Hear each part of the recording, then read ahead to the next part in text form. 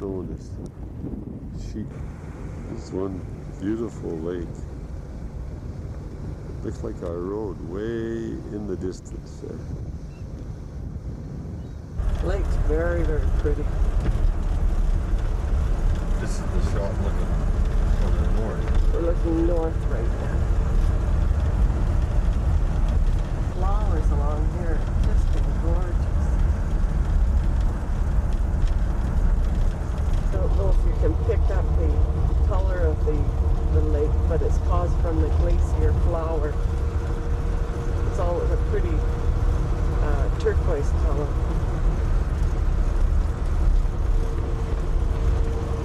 And you see the fresh snow in the mountains and the wind here.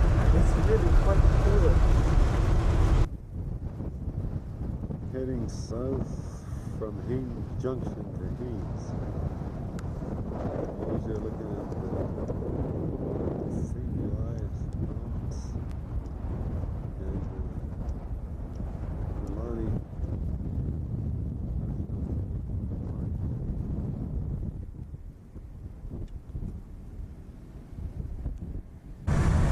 The sun's gone down, but I mean, it's getting cold. We're just in the Chilkat Pass. The pass is only a little less than 37,000. It's 3,700. It's a good road, and there's nobody on it. It's 150 miles from Haines Junction to Haines, and the road's been good all the way.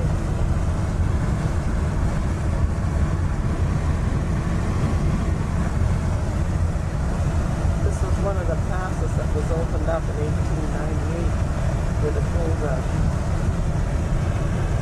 Before that, the Indians had sort of kept it a secret. I think that's Glade, part of the Tree Guardsmen. Oh, the photographer made a mistake. These are the 3 guardsmen.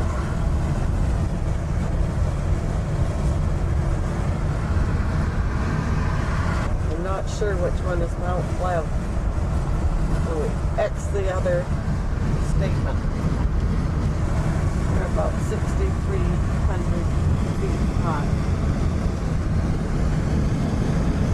That's quite Fishville. Well, we made it to Haines.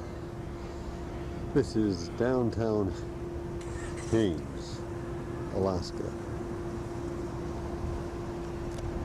Not very big.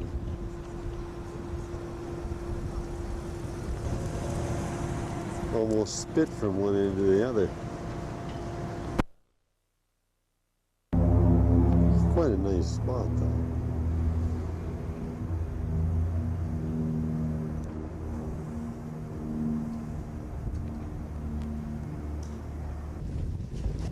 This is a fish wheel.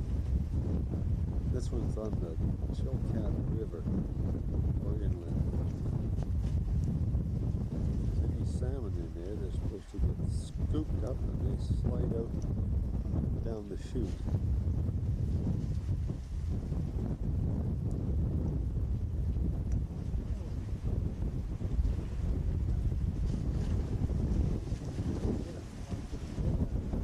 Another load of logs coming in, and they pile them up here. According to what we've been told, they ship them to Japan. The Haines Ferry Terminal.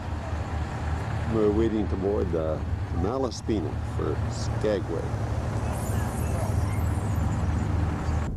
Well, that's Haines. Not a very good shot. It's a long ways away, and you can't see much. There's, of course, the ferry dock was 5 miles north of town, way back behind us now. I think that's about all we're going to see in Haines. We're making a turn heading north. This is heading up, I think that's Chilkat Inlet towards Skagway. And I'm not sure, but it could be Skagway around the corner where that looks like a cruise ship is in there. I can see it right here. Can't get away from glaciers. Seem to find them all over.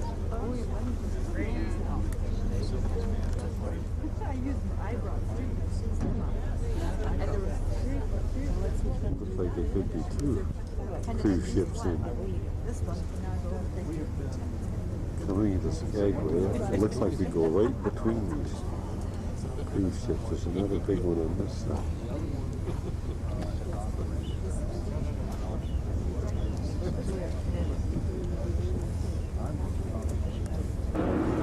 There are three cruise ships, there's one small one. Two good sized ones.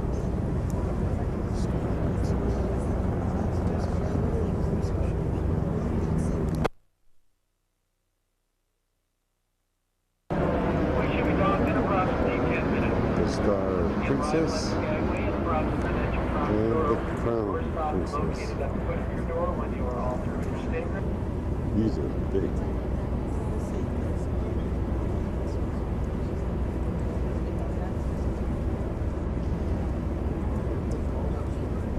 Going to our little dock.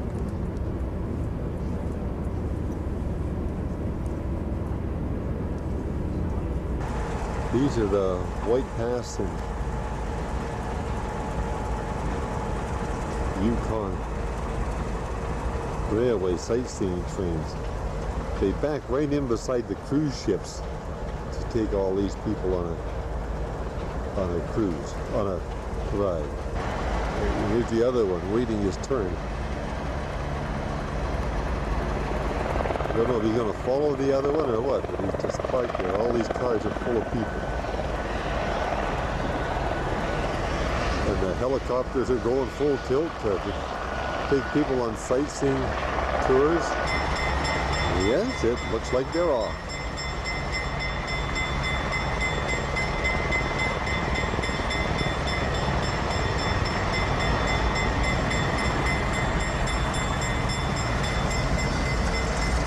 Another one drops in. Special parade today in Skagway. The RCMP out in full force.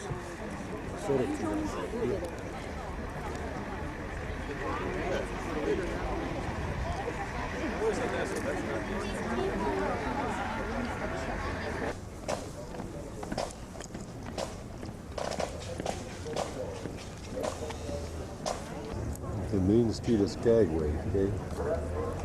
All waiting for this parade to start. Very quiet on it.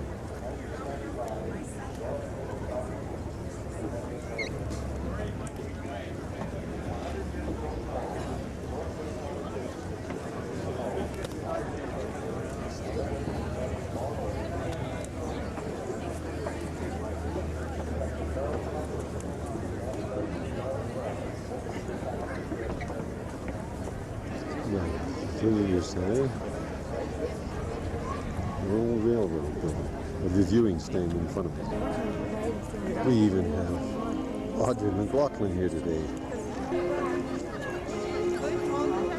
This parade is evidently marking the 100th anniversary of the agreement between the United States and Canada for the RCMP, or the Northwest Mounted Police, to come in and police this area during the gold rush.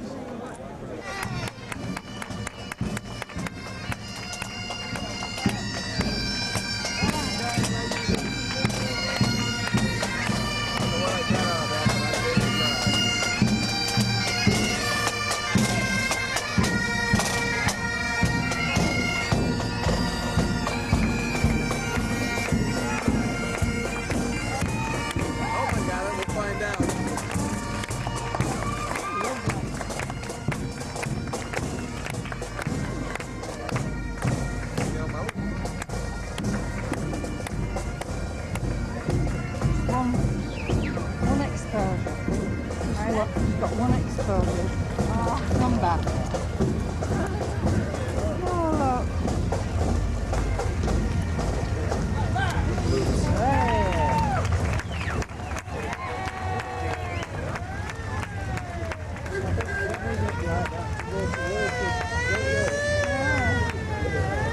That's when I saw go by earlier. That was a great you feel the siren. And these are from the Red Onion Saloon coming up behind, aren't they? Oh, the bikers. Bikers, yeah. The girls on the bikes too from the Red Onion.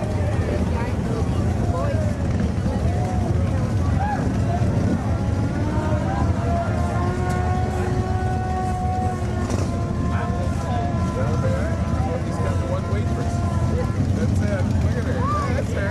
There it is.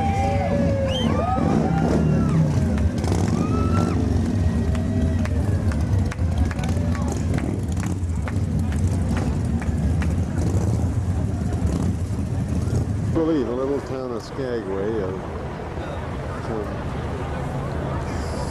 700 and something people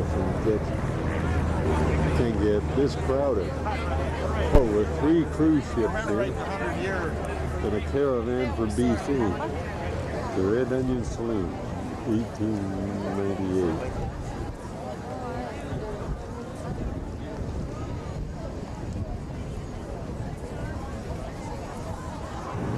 Just another view of Skagway in the other direction.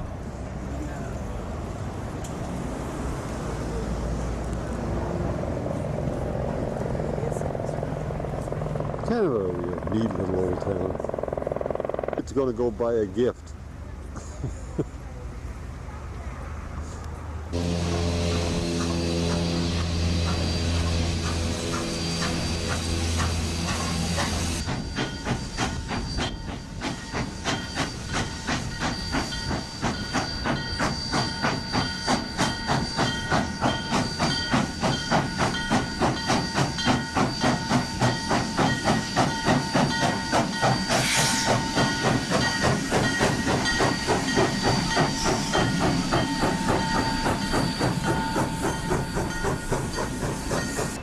Well, what an interesting evening. We're in the old cemetery of Skagway, reading the grave markers. This big one is Frank Reed. He's the one that shot Soapy Smith. Died 12 days later after wounds from Soapy's rifle. Haven't found Soapy's tombstone yet. Pretty dilapidated, some of this stuff. This is Reed Falls, named after Frank Reed, the hero of Skagway.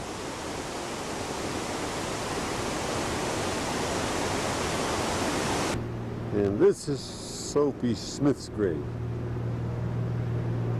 Not nearly as pretentious as Frank Reed's, the hero.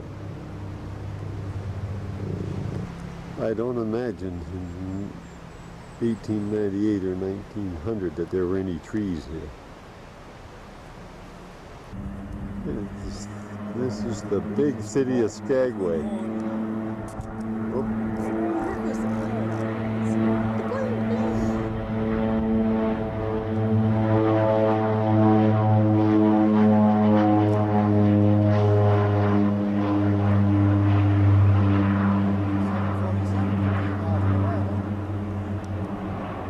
And the cruise ships have all left port.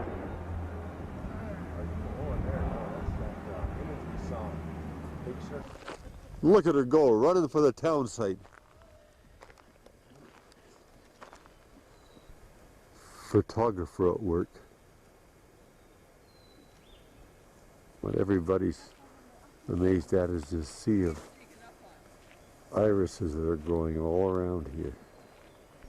This is all that remains of the largest warehouse in Dagia at the height of the gold rush. It was evidently quite an imposing structure. There's only about 3 remains of 3 buildings left out of this whole. People walking through the streets of old Daya.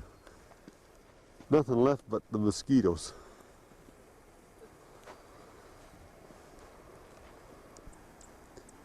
These old pilings are all that are left of a wharf that extended some 7,500 feet out to the deep enough water for ships to tie up. Evidently it wasn't used very little because the railway going over to Lake Bennett killed the town of Daya. The whole town site was out on this sort of a mud flat.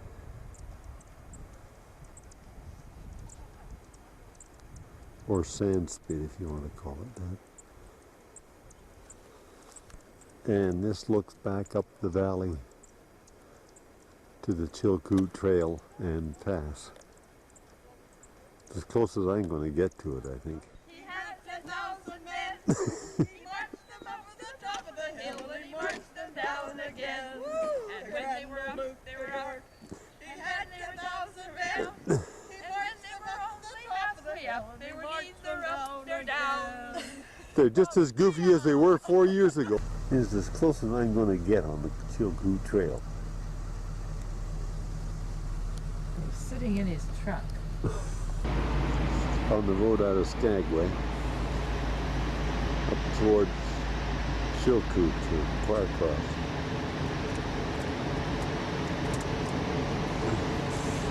Clearing a little bit now.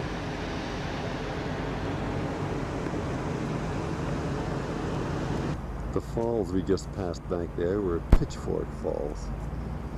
The White Pass Railroad follows all the way along up through here.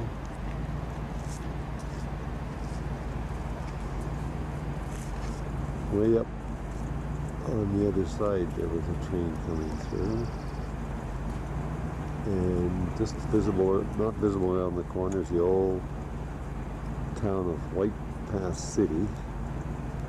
And up through that spot there is Dead Horse Gulch. Can you imagine fighting your way up through this stuff?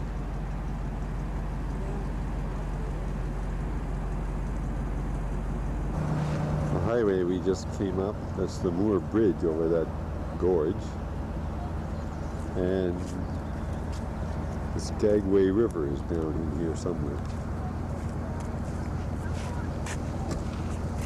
Getting pretty high now. We're still climbing up to the White Pass. Spectacular scenery. It's been a good highway from Skagway, built in 1978 to Carcross. The highway's quite good. It was built in 1978 from Skagway to Carcross, from Carcross to the Alaska Highway. It was built in 1942. The Americans wanted to put a gas pipeline in from Skagway to Whitehorse.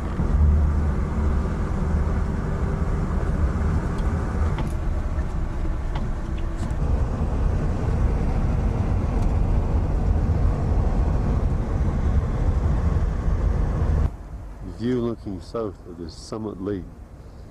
It's almost like a moonscape around here.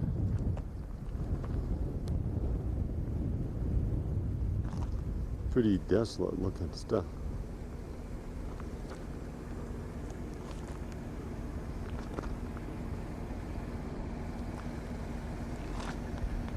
All our rigs lined up here. This is a lunch stop on Touchai Lake. But look what the construction did to our vehicles. Just full of mud. Look at this. All got dirty. This is Tagish Lake, Bove Island in the middle.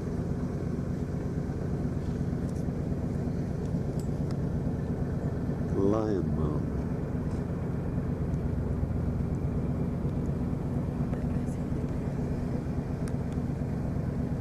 All that's left of the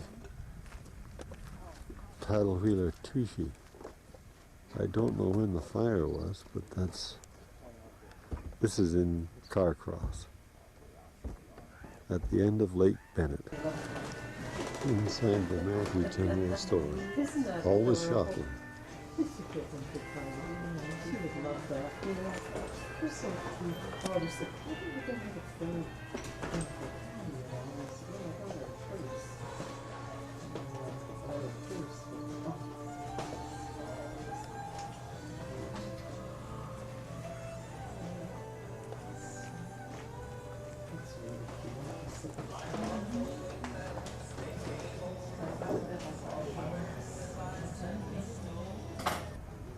Neat story just came out of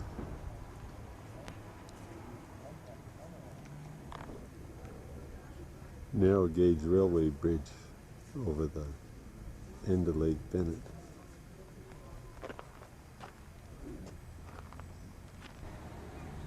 Real interesting spot, looking up Lake Bennett from the railway bridge.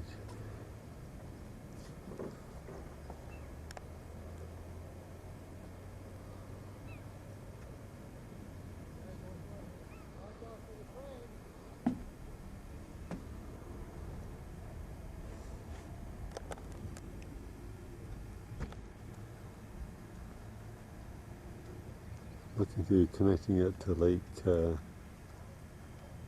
forgot the name of the lake, Nerva or something. There comes one of the old folks following us here. Look at this nice sandy beach. This is the beach where in 1943 a B-29 bomber went down in the lake and they dragged it up on this beach to salvage it.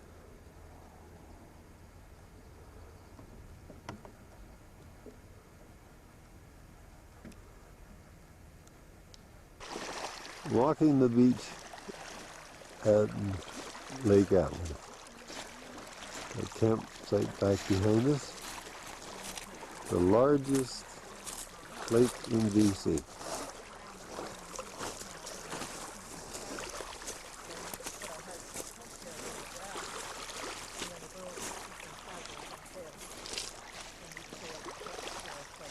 We're now in the huge city of Atlan.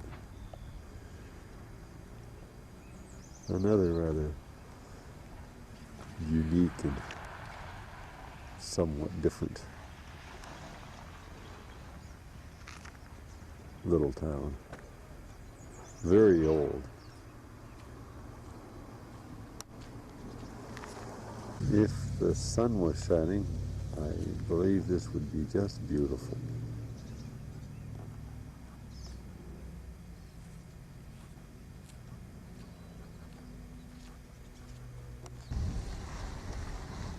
This is the Nolan House, built in the 1920s, and now a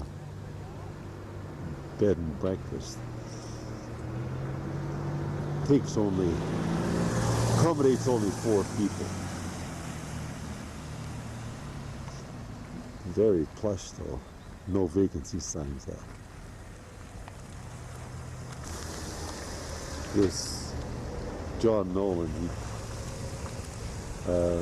guided English nobility on big game hunts from this house. Now this is what you call old and tumbled down, I guess.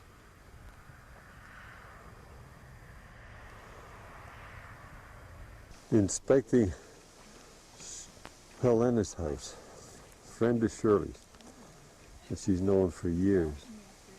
Built this nice house up here at Atlan.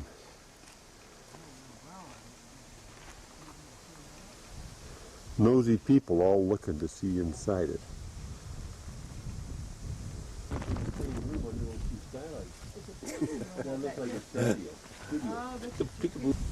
Unfortunately, it's a rainy day, but this is the view from Helena's house, ground level. This is a nice house. Evidently, it's the best insulated house in Atlin. 2x6 walls and everything. The front view of the house. Really a nice house. It appears there's going to be a deck all around the front here. This is what the vehicles look like after the Atlin rainstorm. The rear view is just as bad, if not worse. I don't know if you'll ever use those chairs again. We're now traveling down the Stewart-Cassiar Highway from Watson Lake towards Stewart. Stopped at Jade City, largest jade business in the world, evidently here. Huge rocks, huge rocks of jade around here. All jade.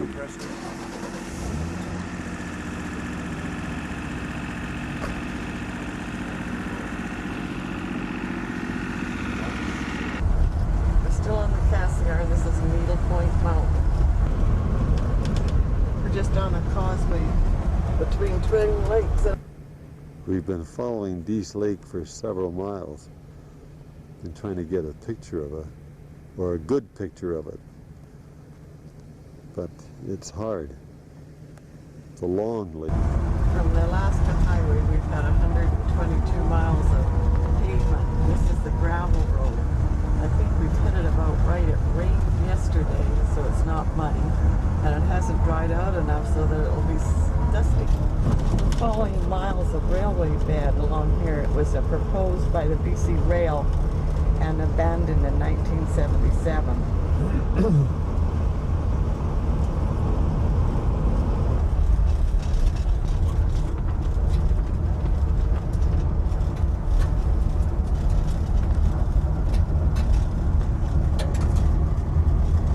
We're back on gravel road again, but it's not too bad.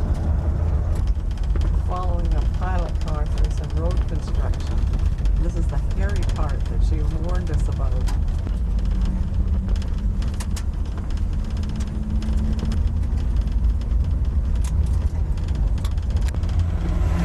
That's why you don't want to be in the It really wasn't that bad.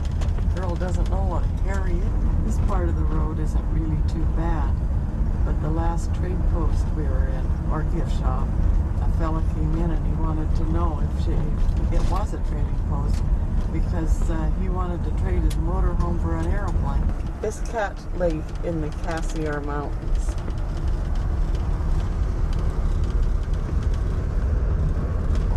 A pretty valley through here and a couple of very, very nice resort areas.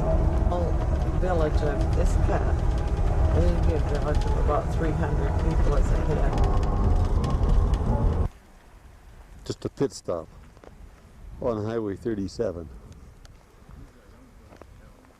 Just past a nice Red Goat resort.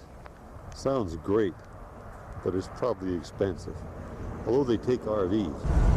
Change of mountains. I think these are the coastal. A change of forest. I haven't seen trees like this for a long time. Two bear cubs. Hey bear! On the road into Hyder and Stewart.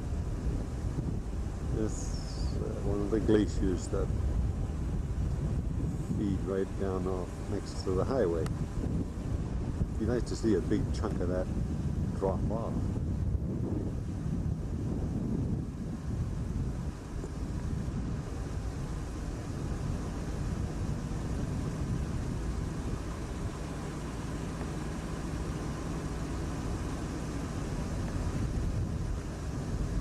What they do to keep the posts in the ground.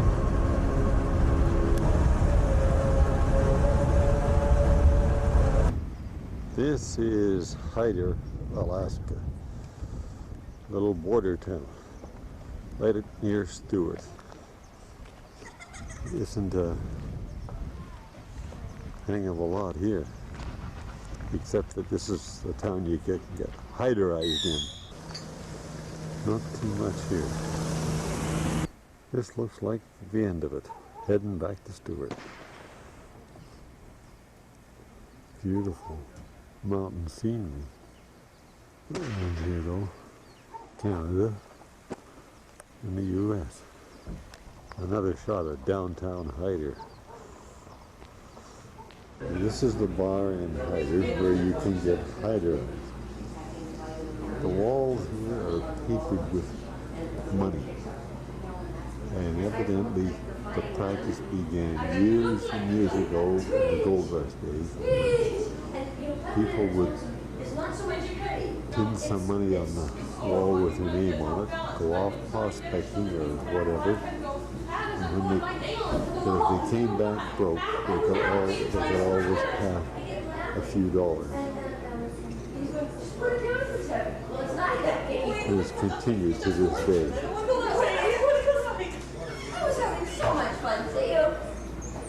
Must be thousands of dollars in here. Most of it's $1 and $2 bills. I don't know how old some of it is. Some was wallpapered twice. Mesyaden campground. Beautiful spot. Even if it is cloudy.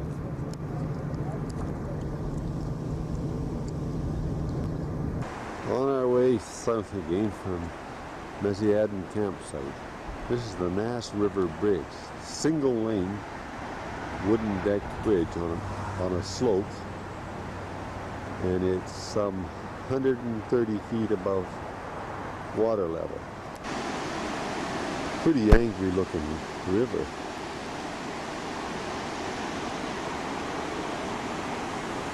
Big river. It is quite a ways down.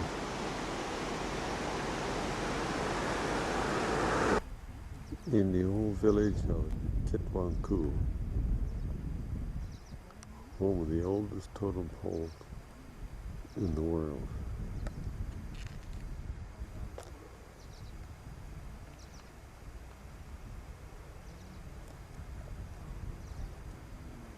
I don't know how good this will turn out. It doesn't look very good in the viewfinder.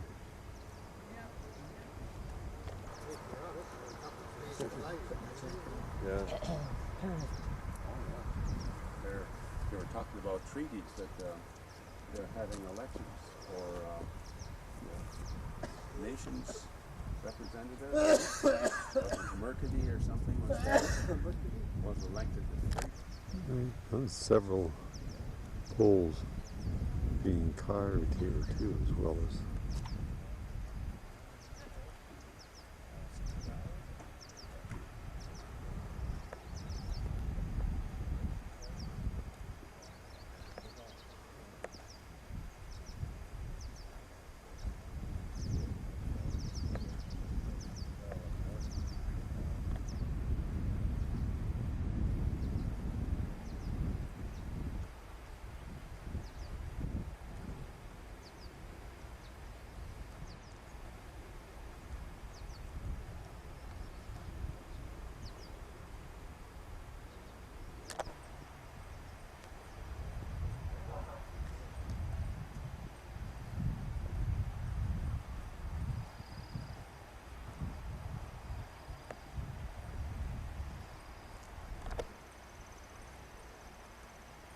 quite interesting. All different types. Some rather old buildings around here too.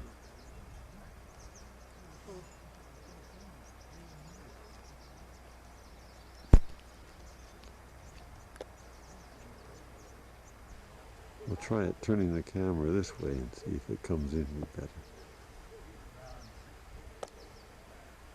But I think that's the oldest one there.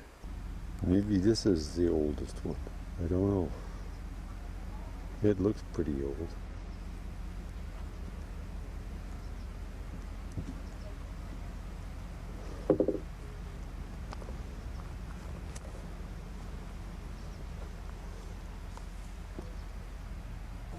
These are the, look like this is the hole in the ice totem pole that's mentioned. These are the real old ones in there. And it looks like they're making a duplicate one here of that old hole in the ice one. Now this looks more like the world's oldest totem pole. It's even broken up there at the far end, and it looks like they're making a duplicate of it also before it's lost. There's some more old ones.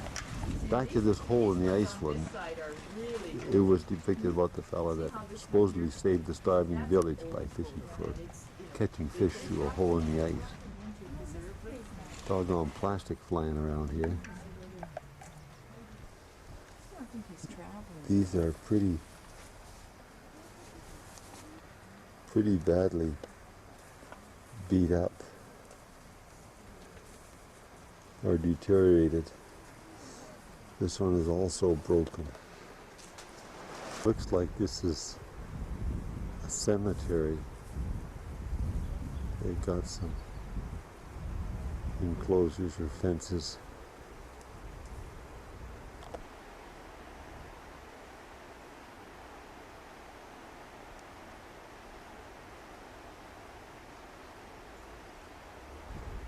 Really quite interesting. Should talk to somebody and see what it all means.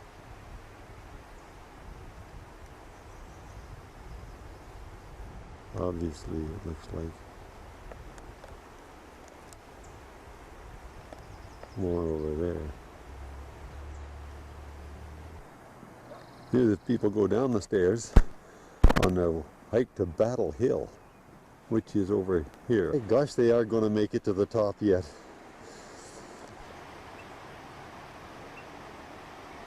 The view from the hero, from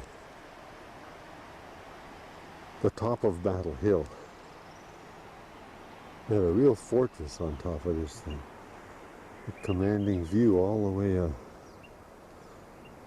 way around.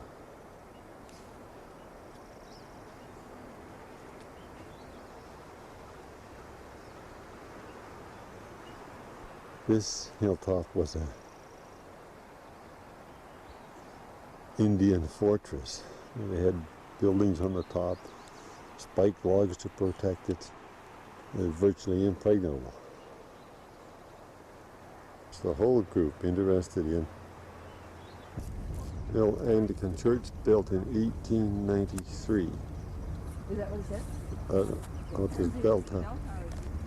And they're moving in the train station from Kitwanga to this area too. And some more totem poles. This is a picture inside the church. I don't know if this will show up or not, but beautiful stained glass windows at the back end. There are certainly lots of fields of white daisies around this part of the country.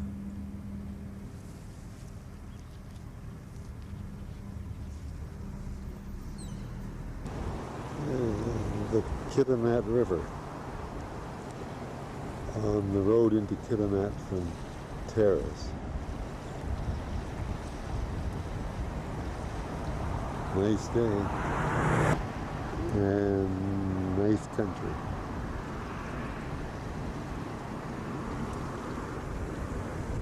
Fall down. Giant spruce tree. Over 500 years old. Top's missing.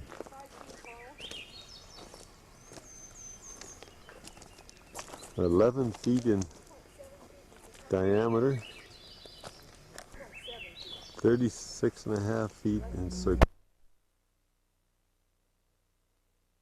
It's 165 feet tall, but I don't know if that's before the top blew out of it." This is the butt of another tree, of a blowdown, obviously. The others in this group aren't quite as big as that giant one, but they're still pretty good size. And the rest of this blowdown.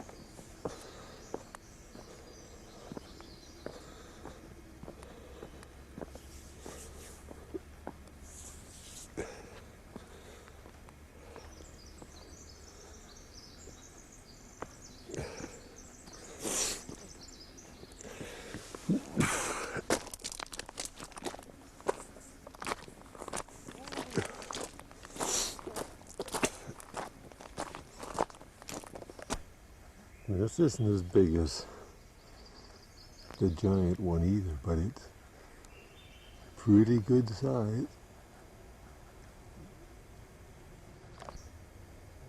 This is a little more distant look at this grove of spruce trees. There's the monster in the background with the top broke out of it. Just finished a tour of the Alcan Company's production plant here. Another view of Alcan from the beach, looking back at the unloading and shipping facilities. We also across the way the methane loading dock and chips for Eurocan pulp and paper and lumber.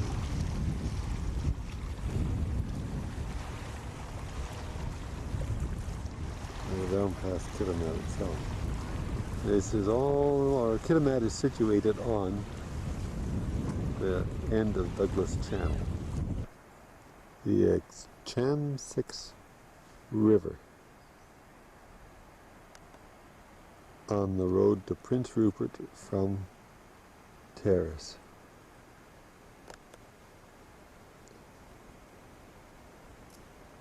Beautiful spot.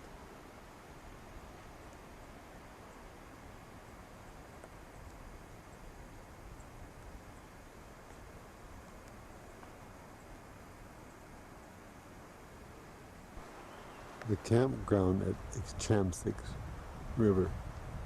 It's all amongst these great, huge spruce trees.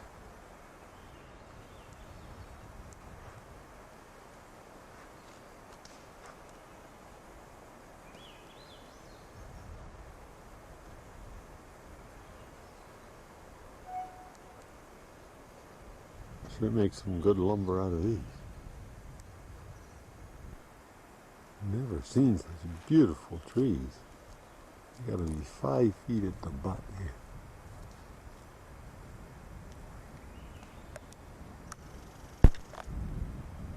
And everywhere you look, there's more of them. Along with a bunch of cedars in here too. Skeena River as we're driving towards Prince Rupert.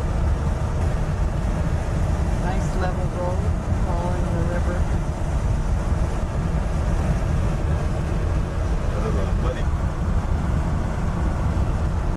We are at the old Port Edward Cannery. Now a historical spot, a museum, built in the 1880s. No road, no rail. Accessible by boat a few miles out of Prince Rupert. They're doing quite a job of trying to resurrect things. This is inside the old cannery and some of the machinery. I don't know what it all is. This is called a reform line, which took flattened cans and made them round. They were shipped that way for easier handling. All the packing and canning equipment is still inside here too. Unfortunately, the power is off all year today, so the lighting is very poor. That's the old hand method, and this is the machine method.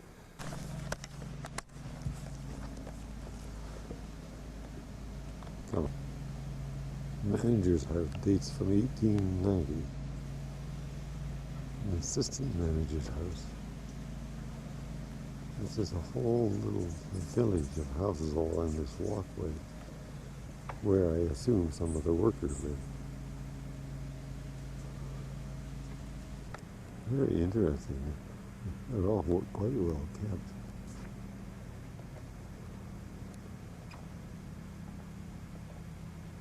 This is now the gift shop. Really quite interesting. This whole deal is very good. Come home.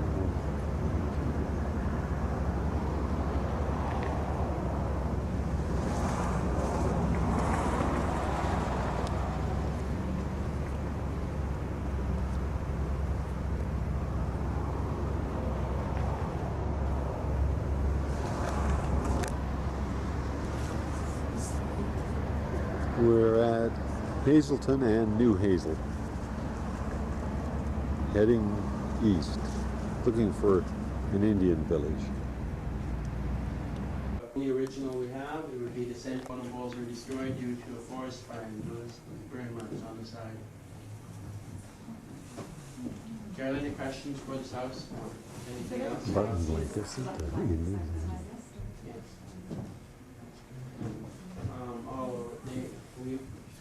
We're similar in some ways, but very different to the other school Barbaros, except for one rule. For all the tribes of the Haida and Ishkak, it's our biggest law is always respect your elders. This is the Gasan village. We've just toured these three houses. I think it was the Frog, Eagle, and oh dear, I've forgotten, Wolf, I believe. We just had a tour, very interesting.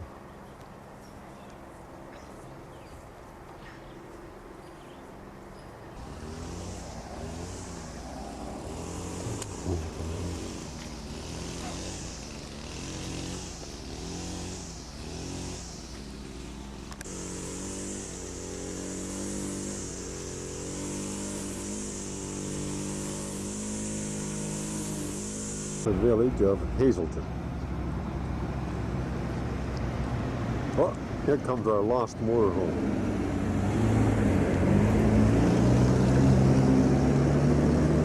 The tourists.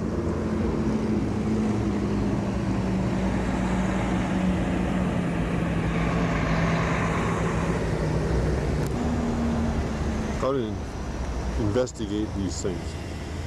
Another little paddle leader.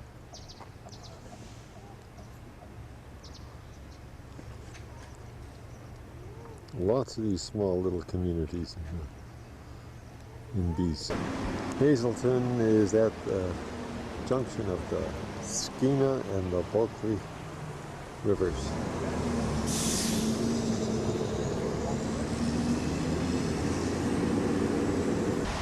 He's down here spearing fish, or trying to.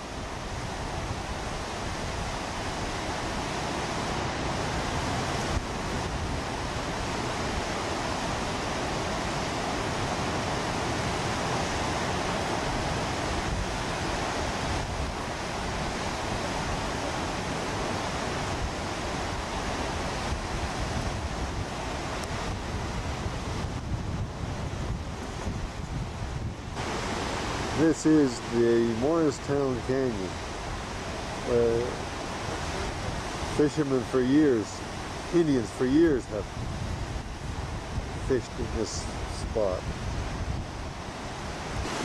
This is the other side of the canyon, under the bridge.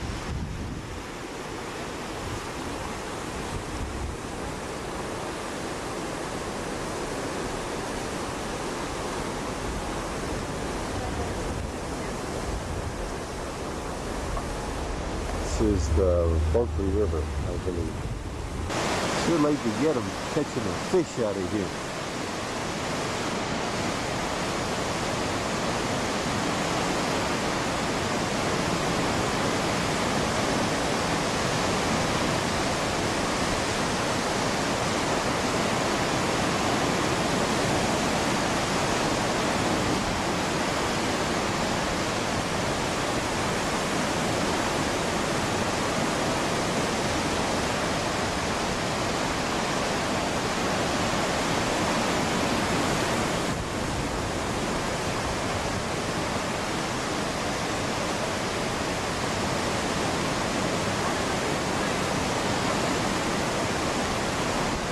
Looks like he keeps trying to hook them out with like a gaff type of thing.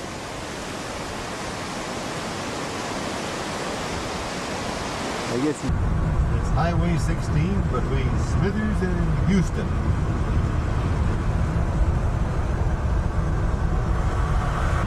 It's been part of the Bulkley Valley, and it's been pretty. It's been little farms and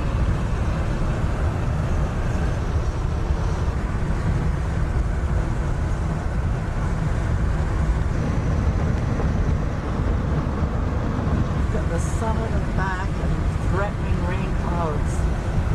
through the sand dunes. I neglected to state that this is part 2 of the great southern trek of the Hoskins clan. There is some vegetation here, not very much. A few wild animals I spot.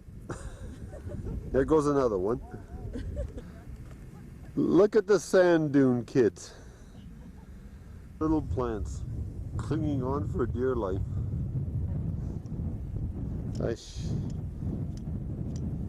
Oh, here comes the harem bringing up the rear.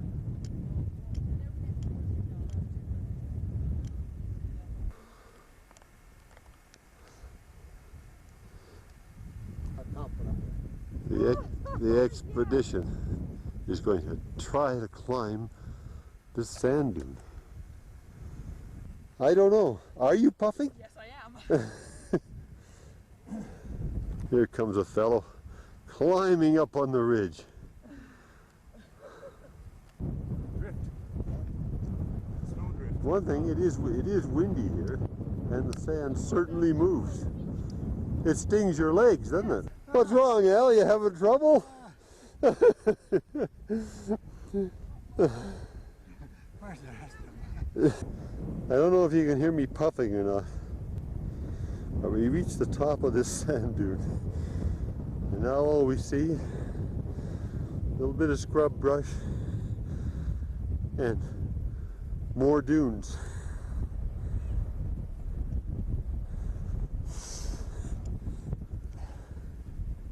I don't know if they're going to make it or not. Look at this sand blow and move over the top of this dune. Here I am. I didn't get lost.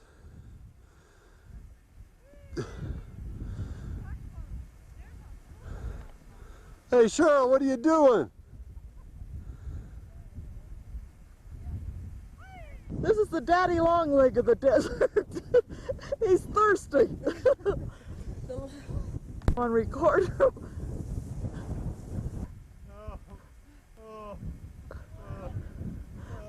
Listen to these two. They've been traveling all day. They're weary. They're thirsty. They've just collapsed. Should we help them or leave them there? They're still crazy.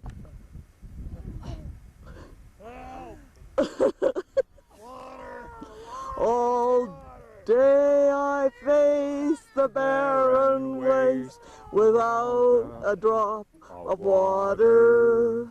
Clear, blue water. Oh, Dan, can't you see that big green tree where the water's running free and is waiting there for you and me? Didn't you put it on record? It's on record. Driving south toward the north rim of the Grand Canyon. It still looks like moon country to me. We're in Arizona now, but it doesn't look too much different than what Utah did. We came through the small town of Panam. So there's the local population. One view looking east on the way to Grand Canyon.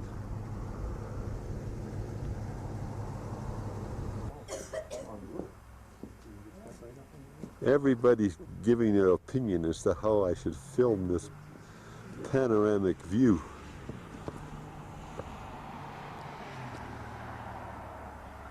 What are you doing?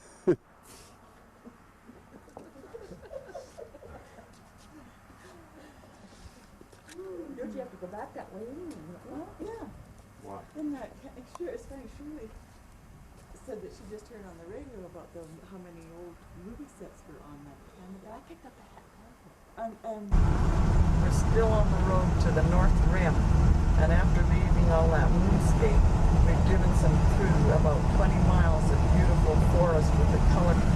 The elevation is about 8,000 feet, and there's open meadows like this. It's about 6 o'clock in the evening, and the sun's just starting to set, and the color on the trees is absolutely beautiful.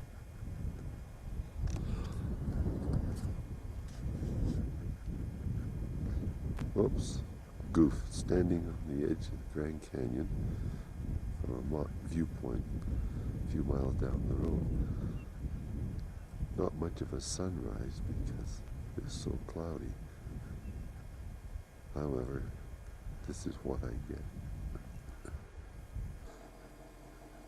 This is our wilderness camping area on the rim of the Grand Canyon. The parking lot, camp lot was full. We had to drive 20 miles back to this fantastic campground. Oh, there comes the sun.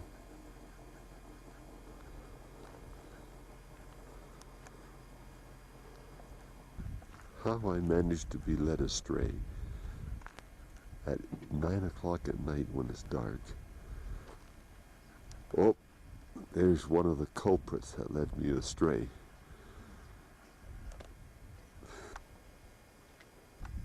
This is a parting shot overlooking the Painted Desert from the East Canyon viewpoint. We are approaching the Grand Canyon Lodge, and they have all these cabins log cabins that they lease out. They must have well over 100 of them. There's the entrance to the Grand Canyon Lodge. Oh, I found some guests inside the lodge here. View right out over the